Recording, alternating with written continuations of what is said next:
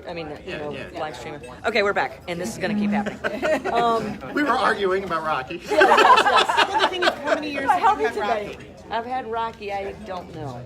But you've been 13 years. And you've been working with him for 13 years. You have that relationship. Yep. As opposed to somebody coming in off the street and it's like, wow, this is a cool pet. Yep. And it's like, why do you want a cockatiel?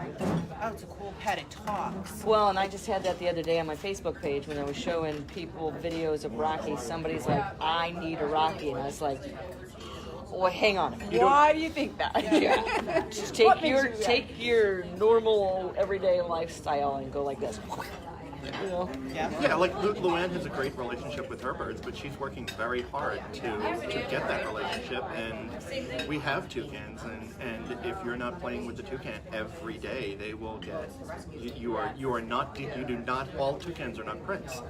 And it takes a lot of work to get to that point. And we just want people to kind of be aware of that and at least have a good way to start. And I think places like the Parrot Project and getting some information gives you a way to work with the bird.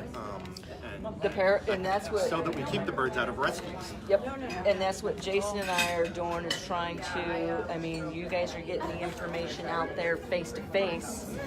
Jason and I and Luann as well have hit the road on live streams, social media. We need to reach people all over the world in their homes on, I do the behavior training, you do the nutrition, you kind of collaborate and bring everything together. It's a new form of education. It's very powerful. Yeah. Very powerful. And like Jason had said earlier, this community really is supportive, very positive. And like someone said before, that there's no drama, so it's good that there's no one's telling you, oh my God. And that's exactly because when we were talking about who do we want to support that's doing rehoming, right? And like you're it. I mean, because we all know about the polarization out there with some rescues where if you're this, we won't even talk to you, or you're evil. I mean, I've been called every name in the book because I have one breeding pair of green Arizaris. And I'm an evil breeder, I mean, we have to keep that out.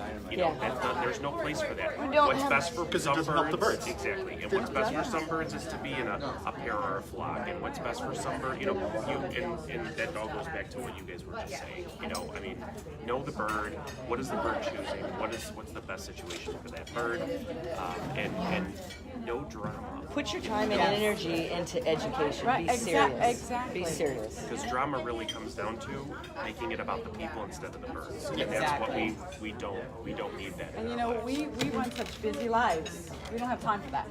I mean, it just comes down to that. Let's be productive. Right. We typically get cases where Jean will ask me about an adoption or something like that, and it's the simplest way to answer it is what's happening with the bird.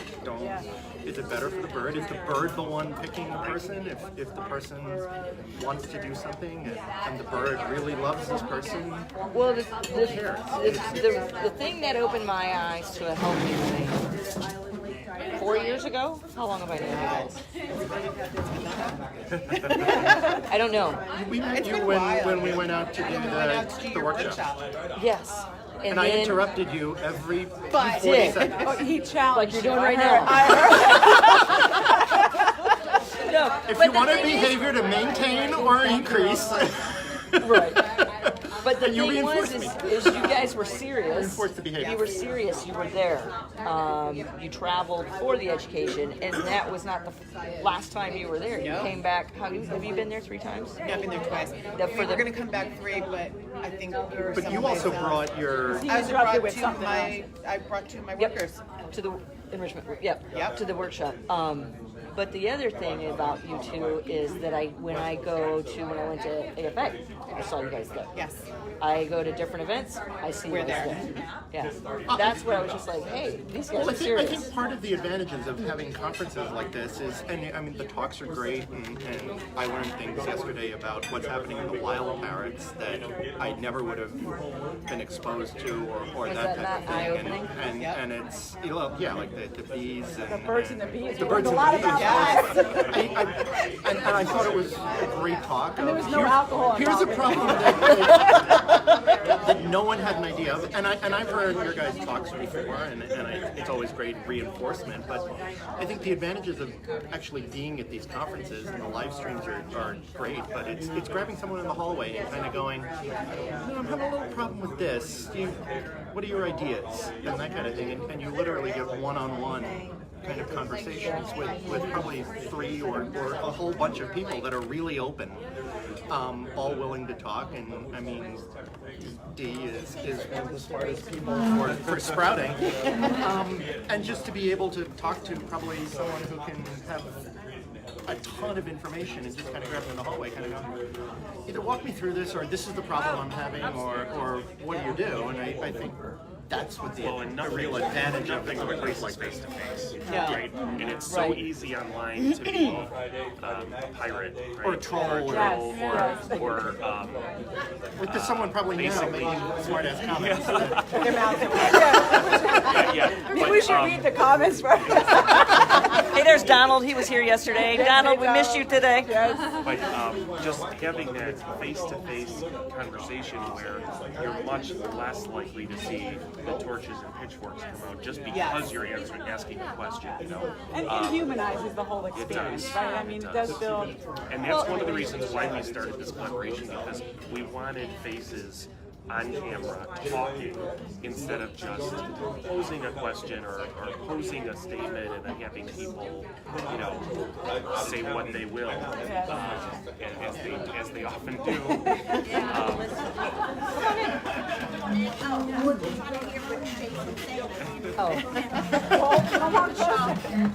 So the goal of today's parent project is to see how many people can get into the Today's screen. today's coffee with the I'm critters. sorry, that. Nice plug for the Parent Project. That must be later. Yeah, see how many people we can get on the live stream. So then we have Michelle, who's also part of C4AW. You want to come up and scoot in here and tell? Michelle Kroll, I'm with Royal Avian Specialties, and we are part of the enrichment portion of C4AW. We manufacture stainless steel toys, play stands, soon to be training stands that will be coming out. We felt that this was a great organization to be able to share our experiences and learn, just like the rest of you guys that participate with us. And just like Jason was saying, we bounce ideas off of one another, and we try to improve every day. We try to improve our products that meet the needs of your parents. Some of you have parents with disabilities that need certain types of toys. So we actually custom make toys for our customer. We make sure that we speak with our customers, find out what type of parents they have, what type of behaviors they have, and what are some of the things that they're looking for in a product. And we try to develop that. So we're very proud to be part of this organization. And we love the feedback from our customers, our feathered customers for sure. We enjoy when everyone shares photos and videos and things that when they use our products, so we can improve and make it better. Yeah. And I have to say, if you, Shelley, We have I social saw media what you said. channels. We are Nigel and Friends on Instagram. We have Royal Avian Specialties on Facebook. That's our shop. And RoyalAvian.com is where you can purchase all of our products. You can reach out to us on any form of social media. And Nigel and Friends group on Facebook as well. So please join us and give us your ideas. And like I said, we can custom make pretty much anything stainless steel that you guys are looking for. Check us out. definitely check out the stainless steel toys. The toys. You really did feel a need in the market. We did. We felt like there was a void in the market for stainless steel. A lot of bird owners Regular, want some black. toys that last a little bit Thanks. longer. And we don't want that to be the only choice of toys. That's correct. Because they need all types of diversity and variety and the things that your parents play with. They love to destroy things. That's their purpose. I call mine the demolition crew. I first saw your toys, Shanna's being stolen, from Bonnie from Paratopia. Oh, Bonnie, As yes. she was showing them to me when she came out last week. Right, Bonnie Manu, she's been a good customer of ours, and we supply. She's got some hyacinths, so we supply them, and those are our tough customers. Yeah. We have one particular customer. He likes special made toys, and we know that he's got a hyacinth destructive. And so even some of our hyacinth toys, this female hyacinth has managed to really get. She's my challenge, so I figured if I tested with her too, and I said, look, if it passes her test, it's going to be good. Great. Yeah, it's good to have a tester. Yes, yes. So, but like I said, I love working with this group and every day from all of us. We're lucky to have each other. Really. And another form of the enrichment is the leather elf. That's Robin. Here's Robin Shawokas. She spoke yesterday on enrichment and foraging. Right? And being part of this group it's just incredible because there's so many different pieces. And when we talk about, how do we make life better for our birds? How do we enhance quality of life? From my passion is the whole enrichment and behavior enrichment, and then to add in the nutrition, to add in the stuff. They're all equally important. They really are. And it's that. So for years I've talked about addressing all the senses and making sure that you're not just doing toys, you're not just doing one thing and going, okay, I'm done. I got it taken care of. I handled enrichment. And it's the same way in the holistic view, if you will, to use that term, of our birds. I always say it takes a village to raise your fish, right? And it really does. And you can't just rely on one thing and say, oh, I provide a great diet, and that's it. There's so much more. There's a behavior component, and And so much of it is all intertwined. With Like it is in nature. They're all intertwined. I mean, Laura, you've been doing behavior for so long, and for me, the enrichment piece, you can use that to influence behavior, to elicit behavior change through enrichment. And if you've got, we talk a lot about goal-based, everything, what you need to do when you're working with them. You can do the, oh, I put it in there and it's all set, or I tried this and it's all set. But what's your goal? What behaviors do you want to elicit with this enrichment that you're offering? What are you looking for? Do you want to decrease a behavior? Do you want to increase a behavior? Well, maybe the enrichment that you're giving can do that. I mean, there's so many different issues that can be not fixed because there's no quick fix. We all know that, but that you can work on with enrichment, and that's where I come from. Yeah. And Lara, you're always teaching more choices, right? Because we have birds in human care, obviously, and we have limited their choices because they're in our homes. So having the diversity of the enrichment is important. That's a component. It's an important part of it. Yeah. We're offering more choices. I'm just going to move the camera around as we're which talking. helps, especially when you were talking, people who have to be visual, they have to see it. You tell them you have to do enrichment, you have to offer foraging. People are like, all right, well, what do? I go out and I buy a foraging wheel. Can you guys talk louder? Oh, sorry. Buying the foraging wheel. They don't know what to put in it. They don't know what to do to make things for foraging and stuff. There's the cupcake holders wrapping nuts in them. There's the finger traps shoving nuts in them. You got to look, as you said, you find what the bird really likes and, use that to your advantage. Sometimes you have to shape the complexity, right? You have to take it one step at a time, and each bird is an individual, right? And this is something, that's one of the things I say is in order to, if you want to change behavior, you need to replace it with another behavior. Yes. And a lot of times it's enrichment. Yes. And sometimes people will say, I've tried it and my bird didn't interact with it, So they so don't I'm do done. it again. And Right. that's And they don't do it again, and they don't do it with any other And bird. the same with food. Yeah. Yes. Yeah. That often happens. Oh my gosh, with it's so food, true. too. They didn't like it. They didn't warm up to it. Well, how many times did you try? How long did you try? That's I tell them. Because birds don't recognize things that we think they should. should, correct. You know, it's in their nature. Or they're recognizing things that we don't recognize they're recognizing. It could be. Color could be a big, right? They see color differently than we And do. we have to remember they do have preferences. Yes. That plays into it a little bit. Well, and you can't, I mean, the other thing is, we've talked about this, you can't, so for leather elves, when people come to me, they're like, well, what's a good toy for an Amazon? What's a good toy for a cockatiel? I'm What do like, they like to play with? exactly, what do they like to play with? What have you tried?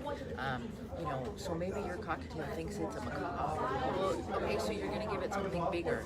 My preference is to always challenge them. So well, I have a little bird, so I'm gonna get this little toy. Now let's try something bigger. And if it's, back away. Okay, so maybe we scale it down a little. But give them a shot. Let them try. You never know. As long as it's, safety is always a concern, right? And like you had said yesterday, toys are just, the bird toys, you can't say all of them are 100% safe, right? You can never say that because every bird's an individual. They have beak strength, we talk about the differences in hyacinths. I mean, we know they're very strong, but we have a female hyacinth that is doing things that a typical hyacinth doesn't do. So. Well, yeah, it's true. You got one of those too. Well, and a lot of it comes down to individuality, and it's just like, what is the bird doing? What is it doing? That's where you start. And observe. And you start shaping. Yeah. One of the examples I give as far as behavior is this was great. I heard this on a podcast, and I was like, bam, that's it. Somebody was like a teacher saying, this year in my class, I had a kid named Sarah. And so Sarah liked this, Sarah did this, Sarah didn't do this. So next year in my class, I'm going to treat the next Sarah just like that. Not just because you have one Sarah in your class, are you going to teach all the other Sarahs like that? Right. Everything's an individual. Well, when I first started doing this, I used to do, when I do my lectures, I would put out different tablecloths and I would put out different candy on each table. And I would watch people and they'd pick different things. And so when it came to dietary enrichment, well, what kind of candy did you pick? What did you pick? Well, wait, you're both humans. You're the same species, but you have different preferences. You make different choices.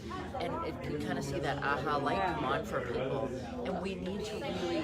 So you mentioned, Luann, that we take away some of those choices just by the fact that they're under human care. Okay, so we need to put some of that choice back in. We need to empower. We need to allow them to make some decisions. And okay, maybe it's not a huge decision, but it's which toy am I going to use today? What am I going to interact with? They're asking you to speak up. Oh, okay. So what am I going to interact with? What toy do I want to play with? But there's that little choice, and it's all about empowerment. It's about allowing them to be birds too. That's or be the animals that they really are. Well, and I think that brings us back to the whole collaboration because the knowledge that we get from the people through this group, we're able to bring all of our experiences together. And what may work for Robin's bird may also work for Luann's bird. So we're able to share that. And it's a one-stop place that you can go to, and because we've tried these products, we spoke to people, we go to different conferences, and we learn.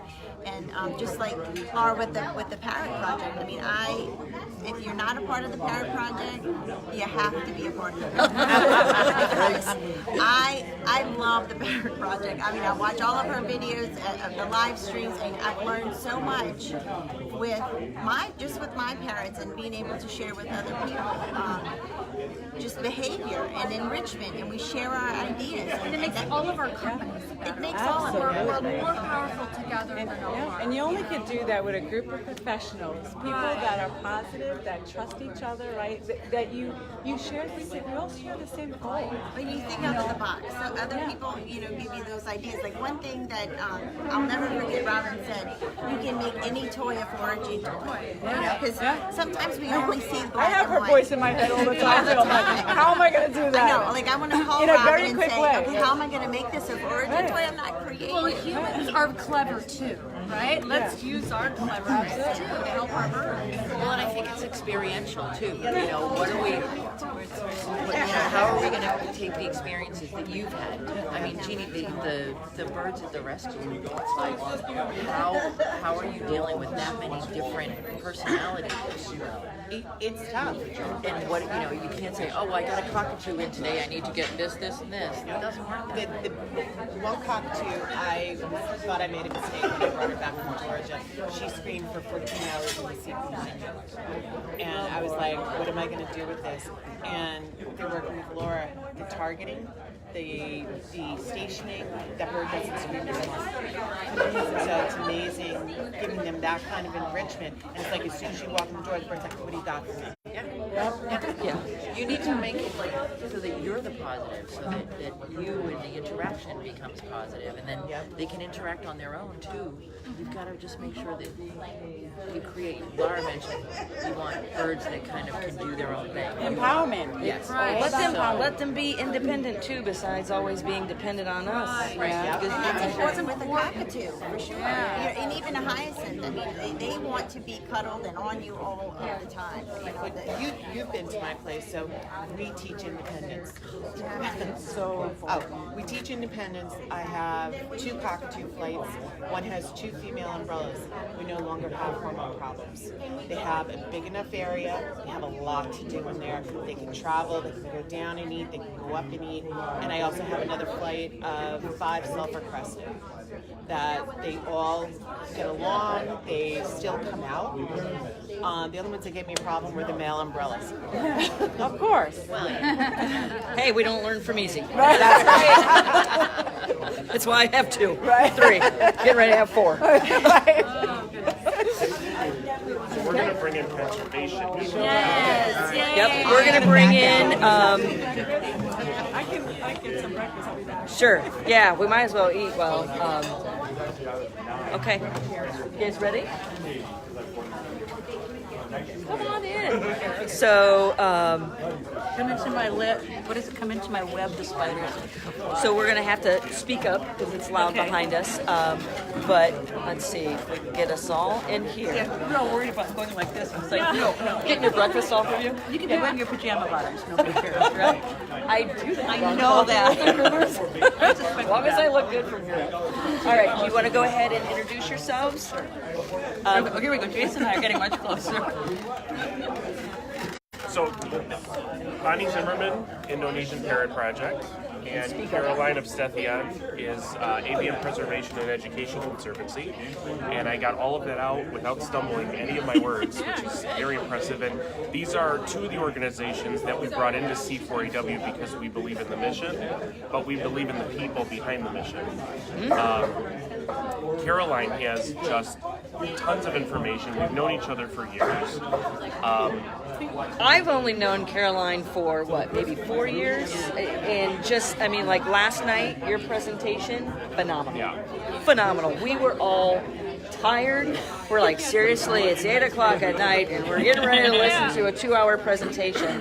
I was so engrossed in what you were saying, and you as well. Yesterday afternoon, you were the last speaker yesterday, with all the facts and how the Indonesian government is changing.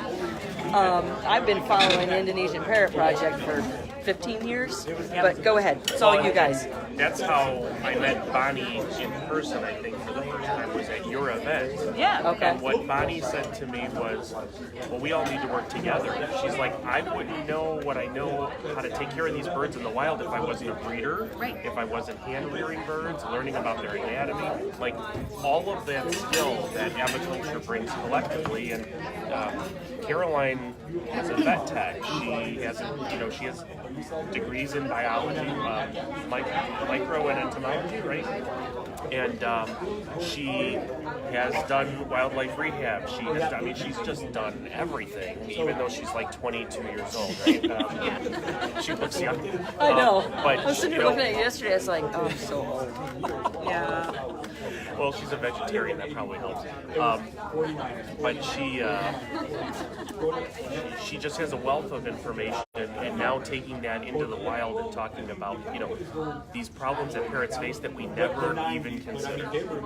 Right? Bees invading their nest sites. Like, who would have thought about that, right? And so An invasive bee. Invasive bees, yeah. So just that the reason they're here is because they want to collaborate and they embrace all of aviculture and what we're doing to educate all aspects. And you both are doing, like, you made me exhausted yesterday watching all the work you do, but I know because I follow you every place. You guys are both doing extreme labor-intensive work in other countries. Yeah. It's not for the timid. Right. Right. And you've been with the Indonesian. I've been with the Indonesian Parrot Project since 2003. And when I first started, I didn't know anything about Indonesia. I didn't even know where Indonesia was. Stuart Metz said, come to Indonesia, we need a field person. And I'm like, where's that? And I looked it up on the map and I'm like, that's a cool place. And then I went and I was like, oh my God, it's amazing. It's just one of the most beautiful countries in the world and one of the most neediest. And I had just come back fresh from Pampapata. I was going to be a macaw person all the way. I had no desire to work. Adrian, I'm going to address your comment in a minute. And as soon as I saw the need there, I went, this is what I have to do. Illegal trade, nothing was being done. There was no conservation, no care for the parrots. It was just a complete wasteland. And it was like, okay, I'm jumping off the bridge. And 17 years later, I'm still You're still jumping off the bridge? Still jumping off the bridge every You're year. jumping off higher bridges? Higher bridges. You've got the release of the Indonesian Parrot Project documentary. Oh yeah, the documentary's coming out in 1 month. So you must look for it. I'm not sure exactly where. We're still working on that. We just had it translated into English. I'm learning. And it's going to be about 4 more months before it gets translated into Indonesian. And then we're going to be running it in Indonesia so we can educate the locals, because that's really important. And the second one is down the line. We've actually applied for a grant, George and I, from National Geographic, to do the undercover piece. We shot all the stuff, but we haven't done it yet because we need funding, and it's really heavy. Yeah. But it's good, and that will be with National Geographic. Let's see what we can do together as a collaboration, whatever we need to do. Absolutely. And the Animal Behavior Center. I know. Our doors are always open for the Indonesian Parrot Project. Our doors are now always open for the work you're doing. When watching it last night, it's like, what you you're need doing support. is, We need to bring more attention to I this. agree completely. We were just talking about that before we walked over here. Maybe a C4W event at the Animal Behavior Center. Yes, and I can't believe I just agreed to that. I was like, no more events! No more events! Sharing the work. Yeah, so It'll make it easier.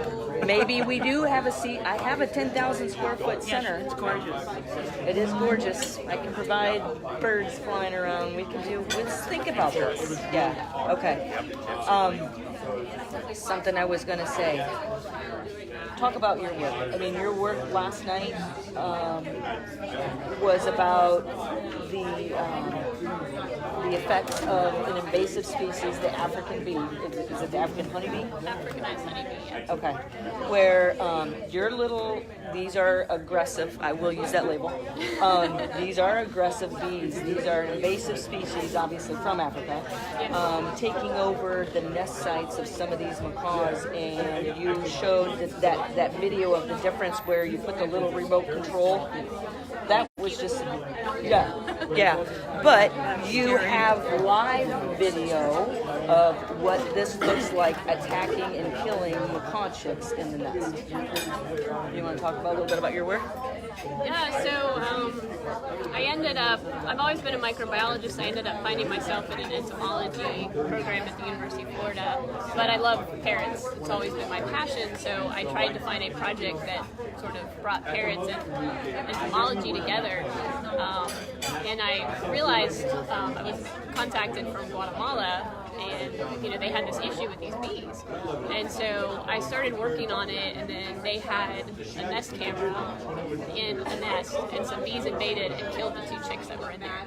And the biologists were 7 hours away watching this on camera, and there was nothing they could do. And they contacted me, and they were in tears, and I made it my mission. And it took a while.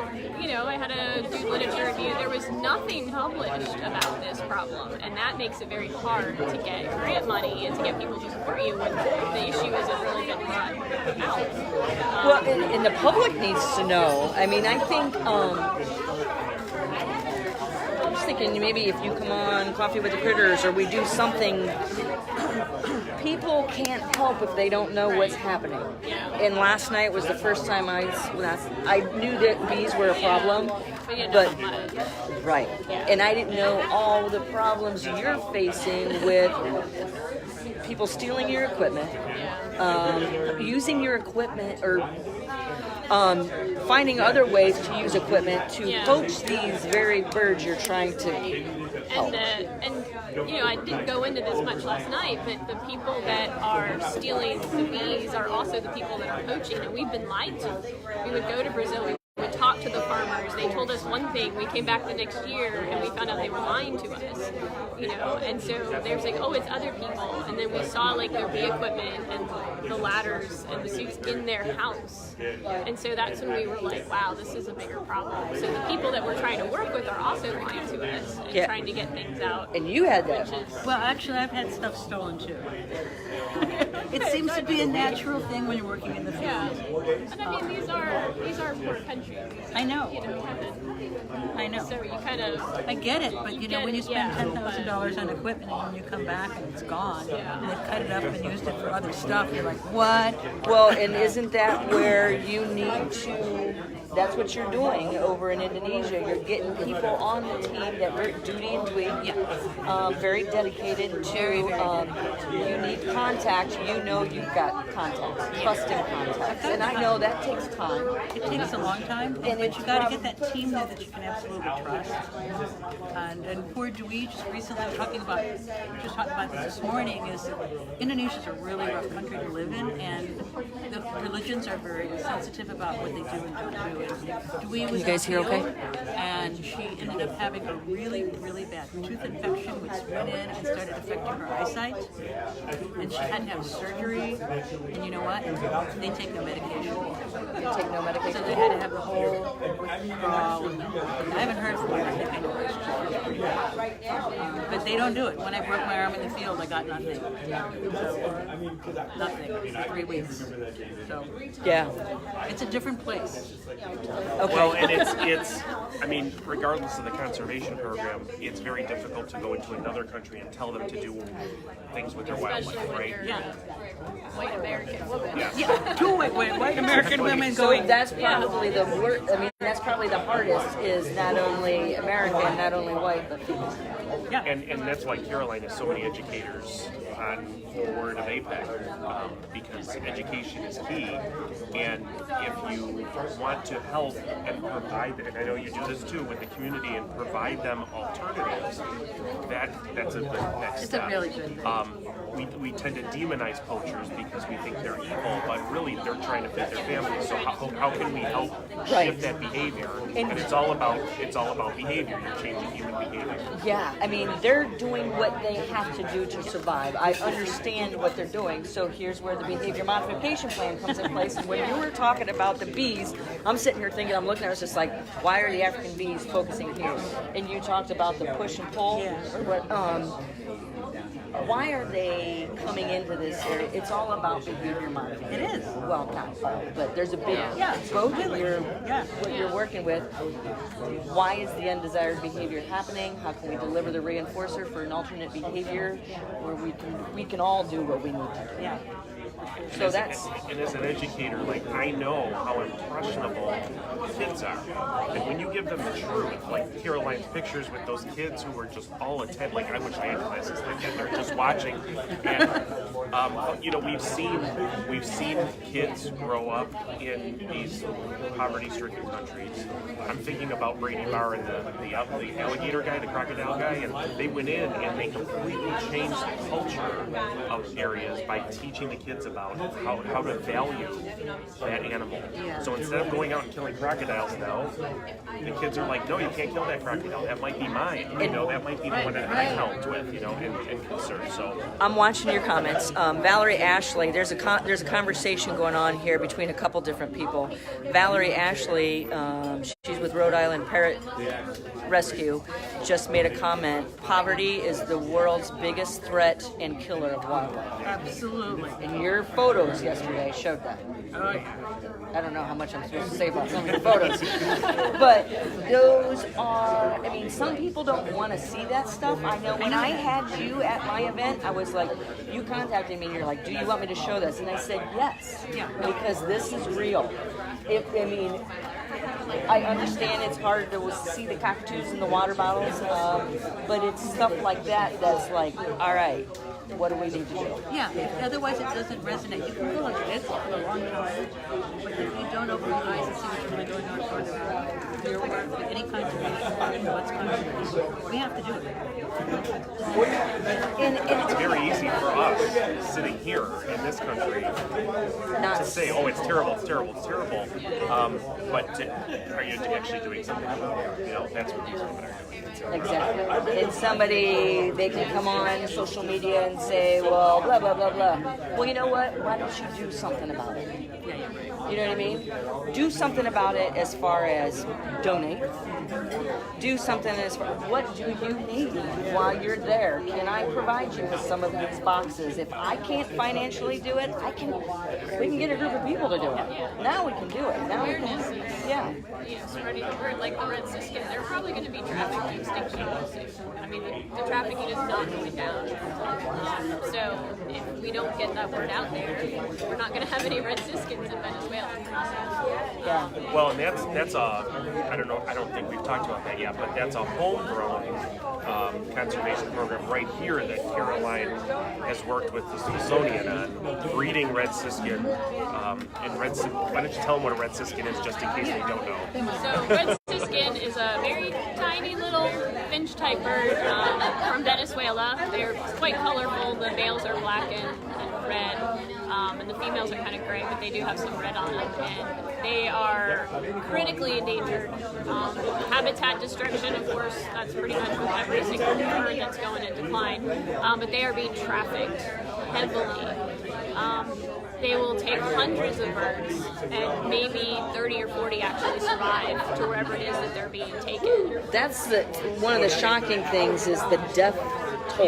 Yeah, To most of get them don't make it. one or two. And there's only several thousand left in the wild, and at the rate they're being trafficked, there's not going to be many left.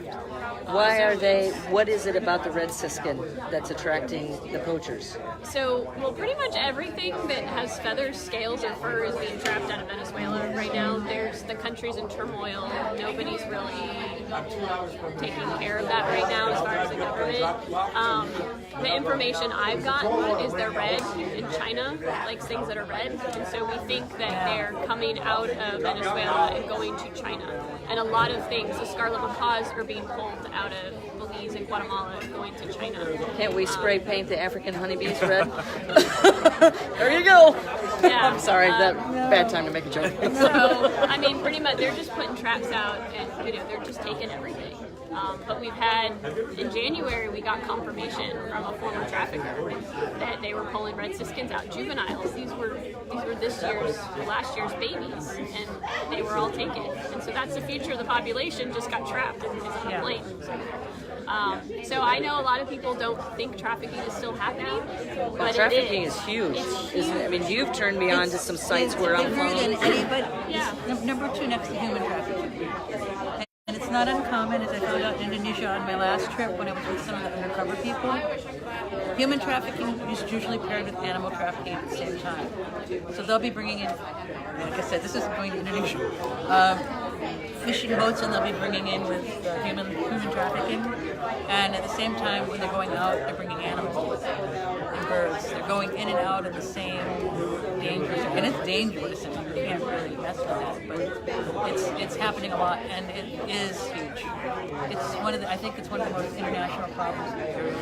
I contacted you, about 2 months ago, introducing you to somebody behind the scenes who's over, I can't remember, Indonesia, something, where he was taking pictures of this. That was tough for me to see because he's taking videos of these palm cockatoos, and I was like, that bird is on its deathbed. No, they all are. And this is some woman trying to desensitize to get him used to human. It was very disturbing. It is, and they're going everywhere. And India is a big issue because they're doing tons of breeding there now. India is a common place for breeders. And there's good ones, but then there's also a lot of just really creepy stuff. All on Facebook, I'm going, hello, missus, do you have birds for sale? How much for a cockatoo? Nothing, and then I go, I'm a conservationist, but there is a mixture of people that are doing a good job and a lot of really weird stuff. Birds get grabbed. A lot of the birds that we're seeing are going out, boatloads of them, 100, 200 at a time, along with primates, reptiles, everything else, through Manado to the Philippines and out to India to Asia, China. Yeah, it was AFA a couple years ago, and then when I went to speak in New Zealand last year, there was a couple of speakers from India there as well, talking about the transformation of aviculture and how much it's improved over the years, just through education. And they have pictures of like bird shops where they were, the market with the illegally trapped birds, and then today how different it is. That's good to know. And so there's certain areas that are doing it. It's all education, and it's because we've been sharing information that they now have access to. Yeah, and that's really important to bring that up because, and plus if they have enough birds, then they don't have to take any more. Yes. And I think that another good, like we were talking earlier about live streaming, we can now infiltrate education to all these other countries. There's a new avenue. I mean, how we do it. The people that are doing things well, and what I'm talking about in conservation, the people that are doing things very well need to be heavily supported because what you're up against are people who are doing things, the poaching, the devastating things, but there's so many numbers of them doing it. So you've got this against that. How do we make a difference? And that's part of the Red Siskin initiative, is to get them more prevalent in aviculture so that it can take the pressure off of the wild population. Unfortunately, these birds are very difficult to breed in captivity, but that's something that APEC is working on, that the Smithsonian is working on, to come up with breeding protocols. Because if we can get more birds bred in captivity, then maybe we can hopefully provide the people that like those birds and maybe stop, or at least lower some of the trafficking. Yep. So, and people need to think about this. Like, I want to address Adrian's comment. We're getting a lot of comments on great information. Adrian said, I know Adrian and Valerie have been going, oops, don't want to do that. You can see that. Yeah, I know, believe me. Okay, I'm getting there. Adrian, you made a comment a while ago. Valerie, okay, she's addressing Valerie. I've been saying that for a long time. The biggest successes are in our countries where local populations have learned and carried it forward. But I'm having a hard time trying to find. Okay. Adrian says, I wish all bird people, breeders, rehome, rehab, rescue, pet owners, and I'm going to throw in conservation, would work together instead of poking at each other. Absolutely. Because we can't make a difference if we're causing more problem. Right. So, and that's what's we really... all have a very... We tend to have a very narrow lens, right? If you're in rehoming, you may only see some bad things. Yeah. I travel the country. I go out and see awesome breeders who are educating people all over the place. I see some really good rehoming, like Jeannie that we just talked to about Big Wing, who's not polarizing, who's helping birds, who's putting birds first and putting them in homes and working with people and educating people instead of denigrating them and demeaning them. And we have to work together and maintain a positive community. I see this because I put myself out there because I want to see the good. If you say, well, I don't see any good, then you're not looking hard enough. You need to go out there and look, you know. And it's the same thing with conservation. It's the same thing with researchers, you know. I know you love paleontology and paleozoology, and I just read an article about the Tsar Ibrahim who discovered the new Spinosaurus a few years back, and how science was just at his throat because he was doing something unconventional. Well, that brings it. Science doesn't work. Like, if it's not in a peer-reviewed paper, it's not true. Well, that's not how science works. Science evolves with new information. And just because it's not in a paper doesn't mean it's not existing. You know, like the bee situation that Caroline brought up before, she had to look into some of this stuff because there wasn't a wealth of research out there. And that's how we push things forward. And actually call researchers. You had to call people and talk to people. Yeah. What's going on? Is this? And I thought it was a problem for just a handful of projects, and then I mean, there's probably over 30 conservation projects with parrots that have issues with bees. I didn't even know that when I started. I just thought it was a handful, but it's a huge issue. Well, yeah, and I was reading, this is a while ago, but one of the reasons or potential reasons for the extinction of the Carolina parakeet was the bees. Yeah. Yeah.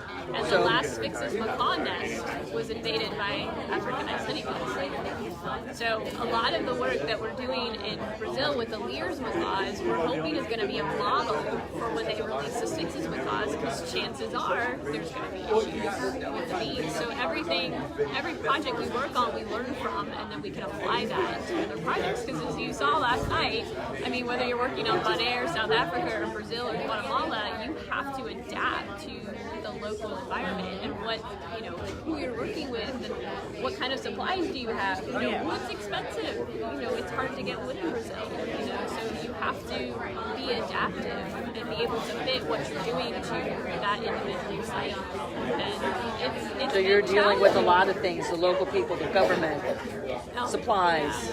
Yeah. Brazil, the government, you know, it's very difficult to work in Brazil. It took us years to get permission for this one site that had an indigenous tribe. We finally got permission, and they were so happy. Yeah. They were so happy to have us. They wanted to help with the bees. You know, they say these are our bees, but we want them. They want them in boxes. They actually go up and harass them in the cliffs, hoping that they'll come down into their boxes.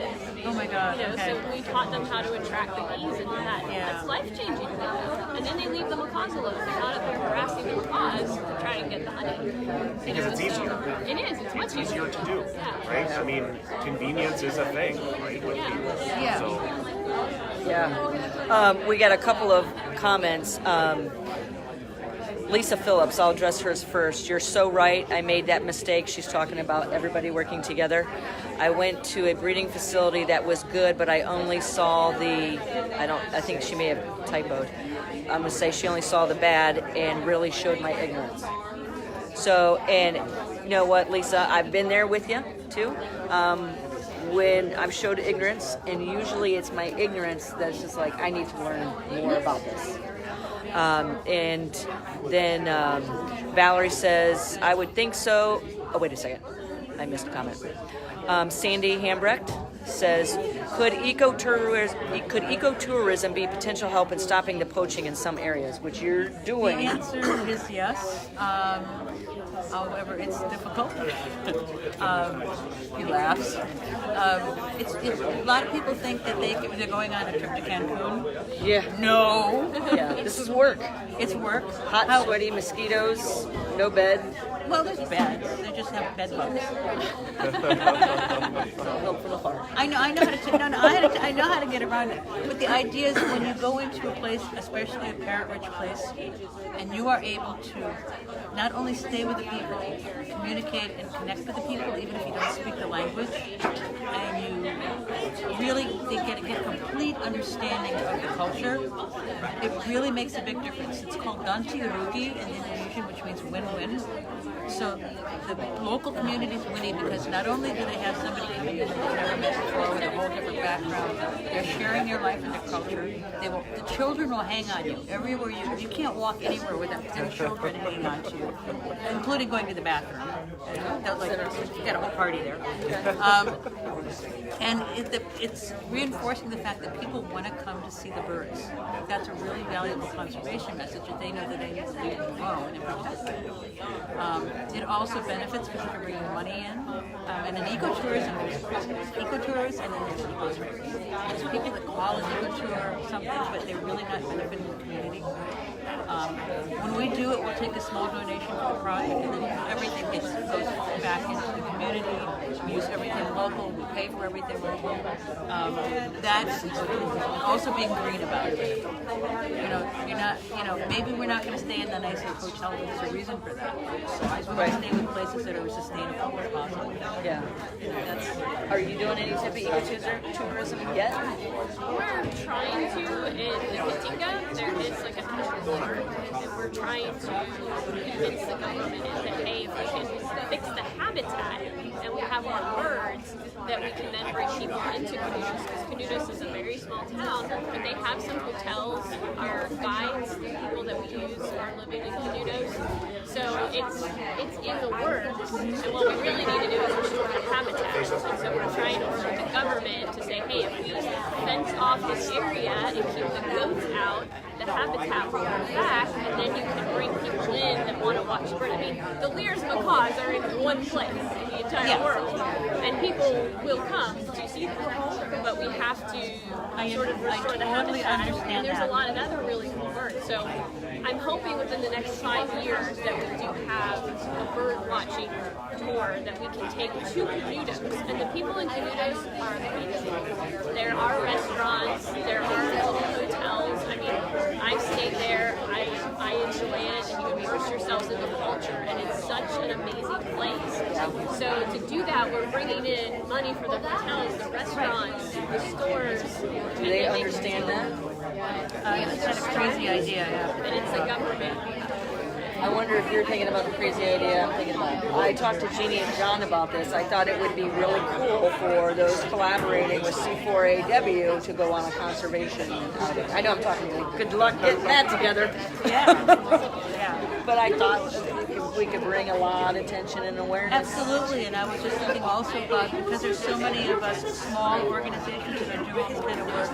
And again, if you're doing the field work and you're doing the business trips and you're doing the negotiations and you're doing the ecotourism, it can get pretty hard on you. And you also have to classify people and figure out if they really can handle it or not. We've got to make the different tiers. But I'm wondering, because this is completely random, I didn't understand it. Wouldn't it be interesting if we find somebody or a way to put a coalition together of small organizations that want ecotourism so we can kind of create a program together? Because then we can learn from each other the mistakes that we make. I've made a lot of mistakes. I know how this works. I've made a lot of mistakes. And wouldn't it be amazing to say, okay, let's go ahead and bring in these small organizations and sit down and brainstorm and talk about it. How can we do ecotourism that works? You think so? Yeah. Because I know I've learned I'm a lot. alone. I've learned a lot from listening to your talk. We talk to each other because we have kind of some of the same issues. We do. Just totally different sides of the world, but it's the same stuff. Right, it's the same stuff. And I think that ecotourism is a really good value for people.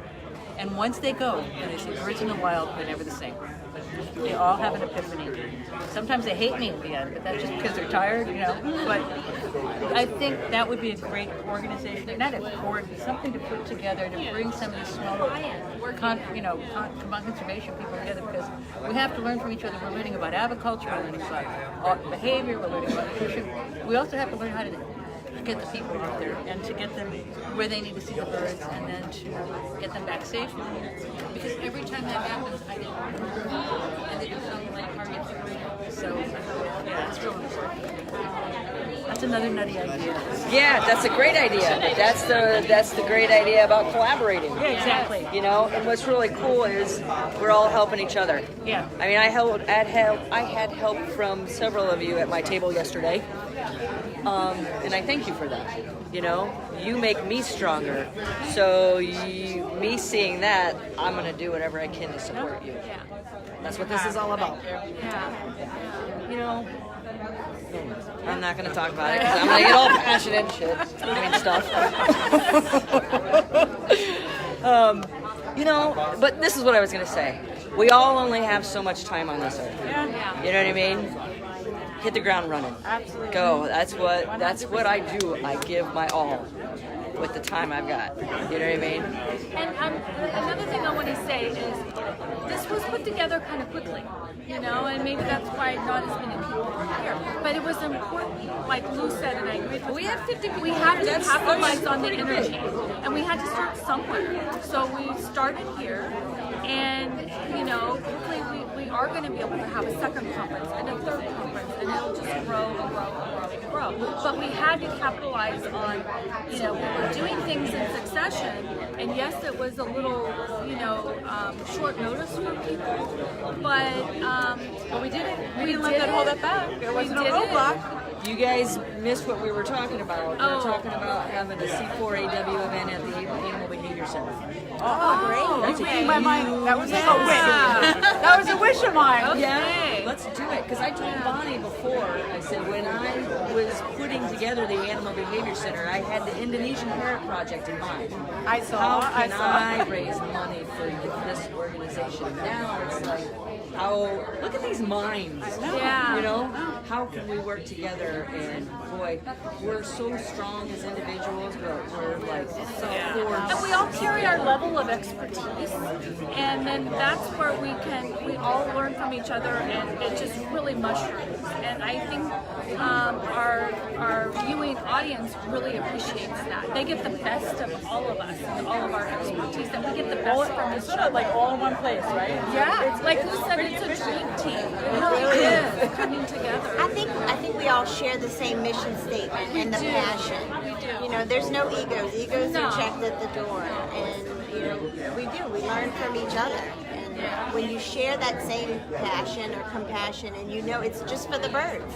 Yeah. You know, it's not for us. We, you know, the benefit that I get is if I can change one person's view, just like you do with the conservation efforts, then I feel like I've accomplished something. You know, if I can keep one bird in their home with their family, I feel like I've accomplished something. I think, tell me what you guys think. We've spent the past hour us talking around the camera. I think we need to open this up to everybody behind us. Absolutely. You willing to let this roll for a little bit longer? Sure, I need to get some breakfast too. I'm sitting there going, don't take that. Hang on. Before they take it all away. Yeah. What do you think? Should we? Yeah, I don't know. Maybe you want to go table to table and ask if anyone wants to talk about the event. And Go get them. I'll bring them here. Or we could just open it up. Let's talk. Let's yell. I think. You know what I mean? we're yelling anyway. Oh, yeah. We can run that. Yeah. All right. We've everybody's pretty much done with breakfast except for me. So I wanted to open this up. We're up here talking. We're having some great conversations on here. And I saw you check in. Can I make mention what we were just talking about? Sure. We're just sitting here talking about. Look at all of you guys here from all different places, and all the collaborators doing what, for whom? Just trying to do better in the avian community. If you're here, you're obviously serious, and we're thinking, I have a 10,000 square foot facility in Northwest Ohio. Really easy drive from Detroit Airport. Why not have a C4AW event at the Animal Behavior Center? Why not? And we were talking about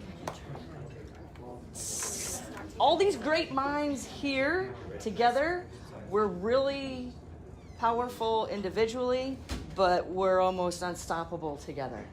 That's the importance of working as a collaboration. So thank you. Yeah. What did you... And this is something we all just said. Our time here on Earth individually is limited. So do better now. Yeah. Because the future of aviculture depends on us. We were just talking about the importance of educating children in conservation, education, aviculture, all different areas, rescue, enrichment, science of behavior. All right, let's open it up for discussion and we'll end it. What do you guys, who would come back to another C4AW event? Woo! Awesome. Eric, we'll meet again in a couple of months. I come anyway. Let me set this up here.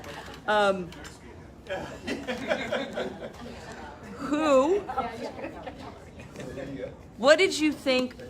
Any open conversation about what you learned from this event? I mean, I know, yeah. We're from Rhode Island Parrot Rescue. Hello. Rhode Island Parrot Rescue. And Almost kind of yell.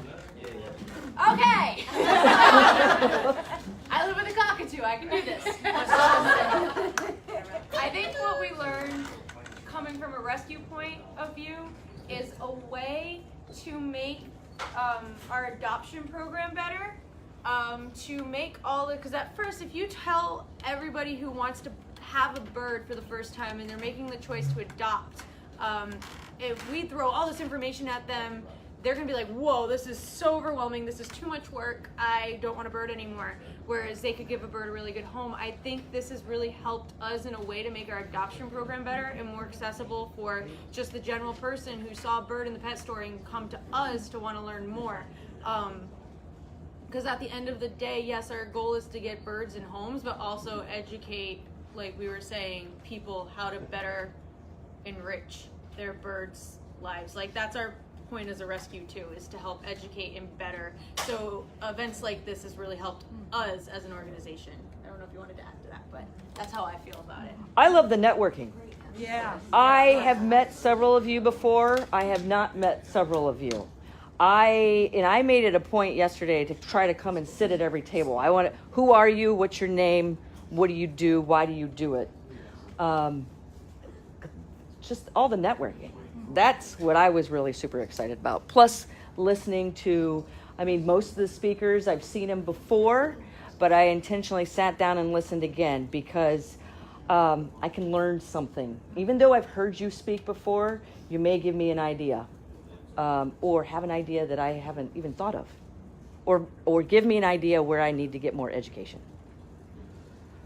Anybody? Yeah, Robin. And I would have to echo that we've heard each other speak, and I've heard the other speakers, but every single time we get together, there's one thing that I learn, and it's about that continuing learning process. And I think the sharing here, because people say, oh, everybody does that. Maybe they don't. Maybe it's something at the rescue that you guys are doing that is different. And it's that getting together and that networking. And I joke that you got to talk to your fellow bird nerds. and that's what it's about. It's about creating this community. And C4AW is a powerful part of the avian community. And we all need to work together or we're all going down together. Yeah. And it's so important in this climate right now for us to come together as an organization and as a passionate group of people. That's the key. And so this has been great. It's really neat. I know absolutely. The Long Island ladies, we've met before, but it's really about making new connections. Yep. Yep. We've just been sitting here talking about when we do outreaches and things like that, what's our priority?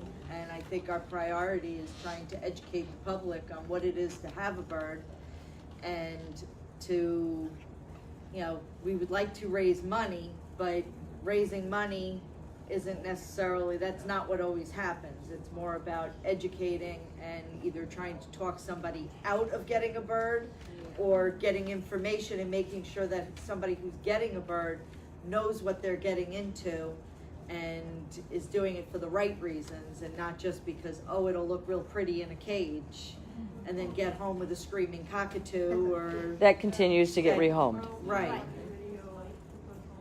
Yeah. Yeah, social media, owning a bird for social media. They'll make cute videos or fun videos. I get that a lot, especially owning a Moluccan. You see those crazy videos of Moluccans doing crazy things, and I'm like, that's 5% of the time. Yeah. And that is only 5% of the time they're funny little butt heads running around. We were just talking about that. John mentioned, for example, like having a cockatoo on a commercial. Everybody wants to. I was just like, thanks, John. I'm giving you a shout out. But the thing is I've already heard that. Yeah. Rocky's on a national commercial right now, and within 2 days on my Facebook page, I want one. And I'm like, wait, because what you're seeing.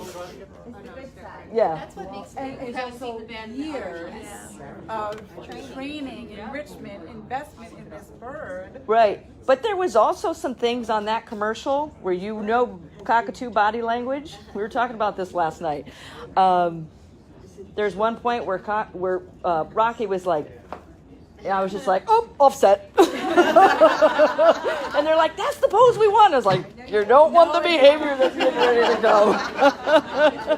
You don't want the outcome of it, though. Right. You know what? Luann keeps it real. Like, that's why I love your videos on Instagram, because I love when you show cleaning the cages, and the food prep and all that, because that is the reality. It's so much more involved than the fluff videos, and and this has given everybody such a great opportunity to thank you guys, because you guys are amazing. Now I'm gonna get emotional. But for me, it was like so great to meet Jason and say thank you. Like, he reached out, I reached out to him, and he helped me tremendously to just personally thank you.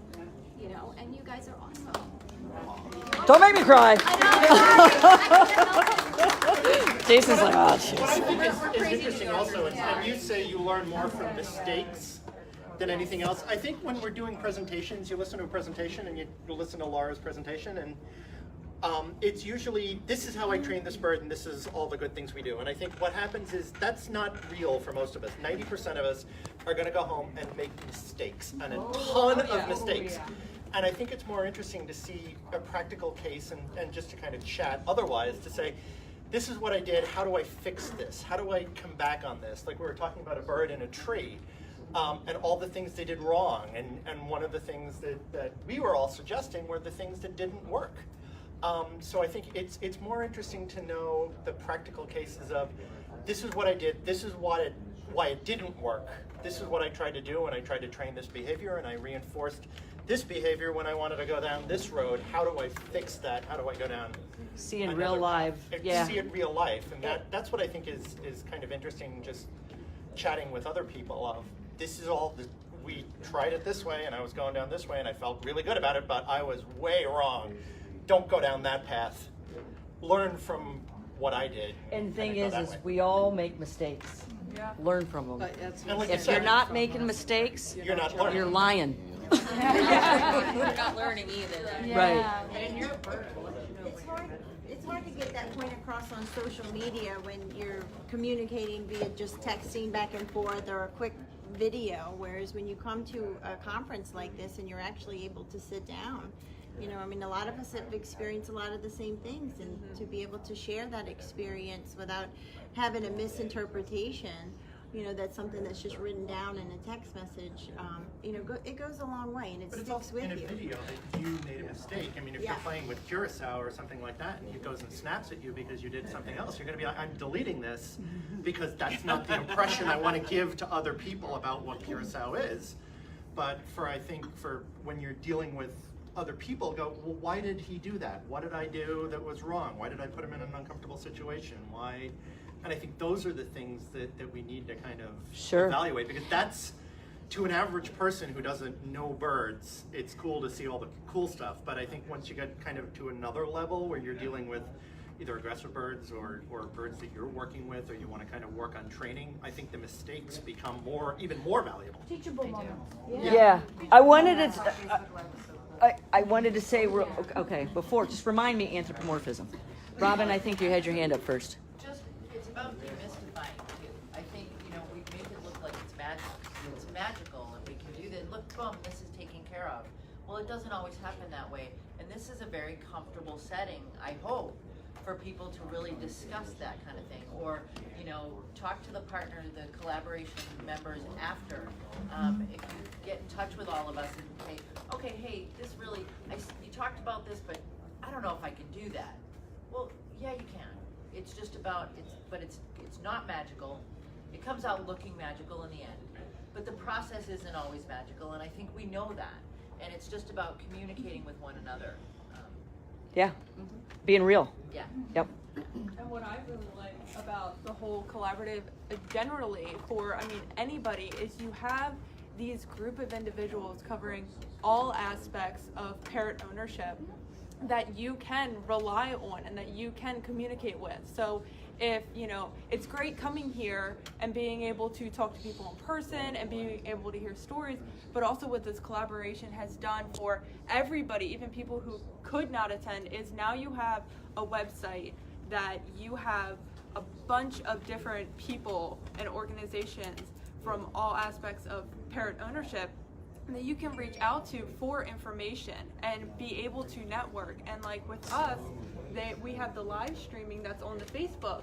So after this, we're all going to be on that Facebook page and we can all add each other and network and continue to talk in there. And I think that is so incredibly strong for our community, because we're normally so divided on how we own parrots, because there is no cookie cutter way of how to own a parrot, and it's so different for everybody. And being able to have all these different walks of life come together to collaborate and be able to network and talk and help each other, I think is so positive and something that the community needed. It needed something to be able to bring us all together. So for those that are watching Coffee with the Critters that have not purchased the webinar package, right? Can they still do that? Good question. More to come on that, yes. And that is okay. That was your answer. Yes. Okay. Just stay Possibly. tuned. Stay tuned. Okay, because I know we have some people watching that after you said that might be interested. There will be a solution to that, yes. Okay. We wanted to make sure we took care of the people that did register, and for all of you guys, and that was one of the messages we wanted to make sure we conveyed before you left today, is that in the next couple of days, you'll see invitations come out for us, so you can join that group on Facebook. And awesome. Access to all of the presentations for the next 30 days. Yay. So we have a lot of loyal followers on here. Nancy Forrester, Key West, just says, say hey, Nancy. One island to another. There you go. She says, great to be alive and see how much passion and hard work goes into caretaking of parrots and all their needs. So, with that being said, Sharon, you had your hand up? I just wanted to, one of the things that Lara pushes everybody to do in the Para Project is to video your training sessions and then post them. And I know I don't post a lot, but I've done the videos, and I always find after I do them and I go back and I watch them, I was like, yeah, I need to work on that. Yeah, I need to work on that. You see things from a totally different perspective. And I know for the learning perspective, like I don't ask a lot of questions because I know a lot. And when I watch the videos, I see where my mistakes are. So I don't necessarily need to ask where my mistakes are, but I see them. Well, and yeah. If people record themselves with their animals, they'll clue in. You'll be, yeah, you'll know better. Something I noticed yesterday. I'm very cautious of behavior because that's the field in which I'm trained. But I noticed, and I want to say, Lou and Rick, your birds are phenomenal, meaning you guys have kept them used to change. You told me yesterday they're not used to being inside a building all day. They're used to out. You're moving around, but they did phenomenal. I mean, if that was Rico or Rocky, they would have had his harness off, your harness off, that harness off, working on molding. But that's the importance of stagnant environments and routines make it very easy for us to do our work. But what it does for the animal is once a change comes in, even if it's a toy, even if it's moving that cage, that can be a real stressful moment for the bird. Yesterday, I know, and I think this is also something that's very common, is not being aware of potential aversives. When I had Versace on me yesterday and Prince, I have to control my environment as much as possible. So when I'm working with prey, I'm really careful of things that are going behind their back. I noticed that yesterday didn't seem to be a problem with the birds. What I noticed was as those things got closer, I'm pairing. How do you know if this is an aversive? I'm pairing this with what is the bird doing with his head? Do I hear do I hear something like that? I was really cautious of when I was putting a bird down, I'm clearing the tail, step up. Birds don't like their tails bumped when being moved around. It knocks them off balance. When they're flying, they don't like their primaries touching. That can hurt. Those are all aversives, and those are paired with you if you're calling your bird to you. You know what I mean? We talked about this in the Parrot Project the other day. Somebody was trying to I know who it was. I'm not going to call them out because there's one. If you weren't watching, you don't know. I don't know. But, and here's a common mistake. She posted it and said, I can't get this behavior to happen, or it's happening a lot slower. So I watched, and then I watched it in segments, and I slowed it down. She had a bird sit right here. She was calling her bird to her. Do you guys know what I'm talking about? And she's holding the treat like this. You can see the treat. Well, it's not only that it can't see the treat, it's not giving your bird a place to land. You know what I mean? You're going like this, and the bird did it, and I took a snapshot of where the bird landed, and the bird's landing like this with the treat right here. So you're going like this, calling your bird to you, not giving it any place to land, and you can see the bird sitting there thinking, I'm going to assume it's 1/3 mine, so I'm not going to. So it's sitting there, trying to figure out how to land. But as soon as it lands, this is going to go into its chest. Yesterday when I was working with your birds, if your birds are on my hands, that's an honor because you're trusting me with this bird's care. You're continuing to take these birds out in public events. I don't want anything that I'm doing associated with aversive that's going to make your work hard. So when that bird was with me, if I saw people getting close behind, I would pick it up and turn its back to a wall. So it can focus on what's going on in front of it and constantly not having to what's going on back here. Yeah, so there's So you're so used to, I have to say, when we take them out in public places all the time, especially here in New York when it's warm out. They get swarmed by a lot of different people and cameras. Not everyone is so sensitive. So this environment thing is so critical to get them accustomed to all the change. They're used to it, except, Prince is the exception. He's only 1 year old, so we're trying to condition him, which with a toucan is probably, maybe not, you don't see that happen very often, but we're hopeful that we can continue that with him. But they're used to it. But we're always watching them, and some people you have to control the people. You have to control the people, and I think that's where I was trying to get Get to. overly excited. And you say sometimes you have to just politely say, wait, just hold off. And then some kids, kids will. I never want ever anyone to get hurt, and I want them to have all positive experience, especially with kids. Right. Because kids are our future, right? So we love that when the kids come to interact. The kids most of them are so interested, so curious to ask questions and hold the birds, and that's really cool. So that's, to me, we really enjoy. That's something we enjoy doing together with the birds. So cool too. Any other comments on? Yeah, Diane. I have a comment. Long Island Parrot Society, we did an outreach yesterday. We had quite a few of our parrots there. And regarding, like Luann said, taking the birds out into public.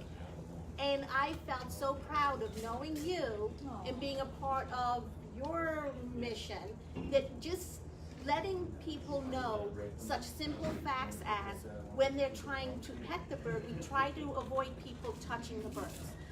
But if they do come and they're coming over here, like the back of the head, and the bird's looking around, I said, what you have to realize is the bird is prey, and he thinks there's a predator coming up behind him, so we want to avoid that. We want to avoid scaring the bird and avoid the bird getting anxious. So therefore, you can look at the bird, try not to touch the bird. We have beautiful macaws there. Of course, everyone wants to touch the tails. They don't like their tails being touched. So if you can avoid doing that, I said, please enjoy those beautiful birds. Enjoy looking at them. Enjoy learning about them. We have a few birds that can go on people's arms, which is fabulous. But when we know better, we do better. We had a young couple there with their 1-year-old Kaik, who was in a harness. And they said the bird doesn't like its wings being touched. So I'm thinking back to you and Rocky when you're training Rocky to go in a harness, just touching his wings without any harness involved, just getting used to being touched and being reinforced for having that happen. And one of the things I said about Rocky's going to be the toughest one for me to harness train. And where did I start with that? I started with a foot target. And then I started with a foot target in this room. And then I started with a foot target in another room. Because if I brought that harness out with Rocky right now, he is gonna destroy it. Now there's some counter conditioning I have to do. We're not there yet. So we're doing, and that's, a lot of times people make too big of steps and we need to harness train, time to get the harness. So many people, how do you walk a dog loosely on a leash at the park? Where do you start? People will take the dog to the park. No. Overstimulated, over threshold, you're not going to get the attention. You're definitely not going to have a motivator. So where do we start? So where I started with Rocky was touch this foot, touch with your beak. I'm going to touch behind you, and I started simulating the harness. Then I want you, what I'm starting to train him right now, and I haven't showed it yet, was touch, okay, to get him to lift his wings. I need the harness to go over. Can I just go like this and put it on? Sure, I'm gonna be bleeding, but yeah, I can get the harness on, and when he sees it the next time, you're poisoning the cue. When he sees it the next time, all you have to do is go like this and pull it off the hanger, and Rocky's gonna start going bam on the side of the cage, and I don't want to be anywhere near that bird.